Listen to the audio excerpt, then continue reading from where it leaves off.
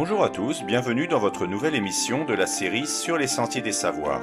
Je vous propose aujourd'hui de faire un rapide bilan des thèmes qui ont été abordés et d'évoquer avec vous la création d'un établissement scolaire indépendant sur laquelle je travaille en ce moment et qui doit mettre en œuvre la pédagogie que je souhaite appliquer.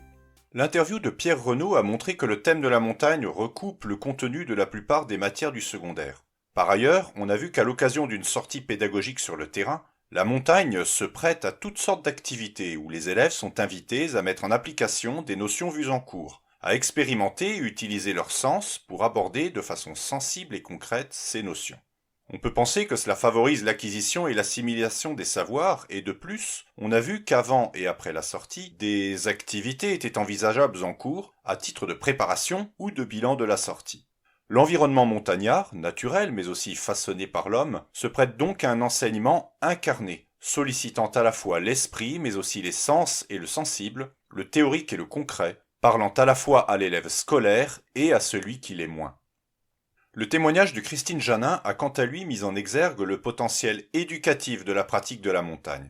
Pour des jeunes en âge d'être au collège, les valeurs comme le sens de l'effort, l'autonomie, l'écoute des autres et le respect des consignes, la prise en compte du groupe, sont des valeurs qui ont non seulement du sens dans le cadre d'une scolarité, mais qui aident à se construire et préparent à la vie adulte. L'exigence scolaire ne peut se passer de cette éducation-là, qui favorise l'intégration des savoirs et des méthodes par l'expérience concrète. L'éclairage de Marion Lavenant a pu soulever la nécessaire coexistence des différentes façons d'enseigner, que ce soit par des approches classiques, insistant sur la transmission maître-élève, ou par des pédagogies dites plus actives, où l'élève est invité à construire le savoir avec le professeur. Cela dit, il semble erroné de vouloir séparer ces deux approches, non seulement parce qu'elles sont complémentaires, mais aussi parce qu'elles peuvent répondre à la diversité des élèves, des enseignants, sans renoncer à un objectif commun à la classe, réaliste mais ambitieux. Et le thème de la montagne, parmi d'autres, permet cette synthèse. Éric Lanoé, en tant qu'enseignant mais aussi ancien élève précoce, a attiré notre attention sur les besoins spécifiques de ce type de public à l'école. Alors quels sont ces besoins ? Un désir de contenu, une quête de sens dans les apprentissages, d'autant plus aiguisée que ce sont des élèves sensibles, des moyens intellectuels a priori au-dessus de leurs pairs. Mais ces élèves pâtissent aussi d'une rapide tendance à l'ennui dès que le contenu ne leur paraît pas suffisant, d'un manque de persévérance face à la difficulté, qui existe même pour eux, d'un risque d'enfermement dans une bulle faussement protectrice.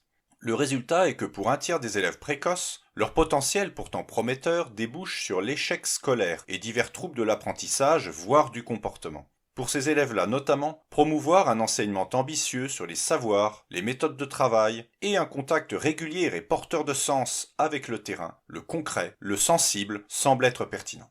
Enfin, ces intervenants ont pu constater, de leur point de vue, non seulement l'intérêt sanitaire de la pratique régulière des activités de pleine nature, mais aussi leur portée éducative et scolaire. À la scolarisation, instruction et éducation comprises, répond une nécessaire initiation à l'environnement. Non pour des raisons de mode ou pour des motifs idéologiques, mais parce qu'une pratique vécue et expérimentée de la nature, ici la montagne, doit s'accompagner d'une réelle ambition sur les savoirs et les méthodes scolaires. Car l'être humain a un esprit inclus dans un corps, et s'il doit agir et prendre des décisions éclairées, il doit aussi vivre dans un environnement où la nature occupe une place vitale. Par ailleurs, il faut souligner que la pratique régulière des activités de nature contribue à un certain équilibre psychologique que l'expérience du confinement entre mars et juin dernier a pu mettre en évidence. Fort de tous ces principes, je suis donc en train de construire un futur collège indépendant dans la région lyonnaise, qui prévoit de proposer une pédagogie associant justement scolarité et pratique de la montagne par le biais de sorties régulières. Ambitieuse pour les savoirs et diversifiée par les méthodes des futurs enseignants, cette scolarité repose sur le thème et surtout la pratique de l'environnement montagnard pour toutes les raisons qui ont été citées. Laïque et ouvert à tout public, ce futur collège prévoit d'inclure des élèves précoces afin d'étoffer l'offre éducative disponible pour ces jeunes-là. Ce collège, appelé collège Savermont, Save pour savoir, vert comme transversal, mont comme montagne, doit ouvrir en septembre 2021 avec une première classe de niveau 6e.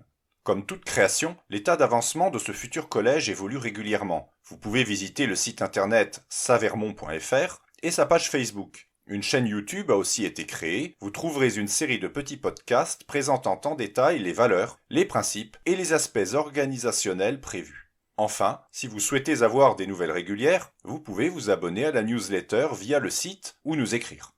En attendant de vous retrouver nombreux sur les réseaux et dans le futur collège Savermont, je vous remercie d'avoir écouté ces émissions et de votre attention. Merci également à l'agence Above Expectations de son aide pour le montage de ces podcasts. Merci aux différents intervenants qui ont accepté de donner un peu de leur temps. La musique du générique, libre de droit, est A New Beginning. À bientôt j'espère.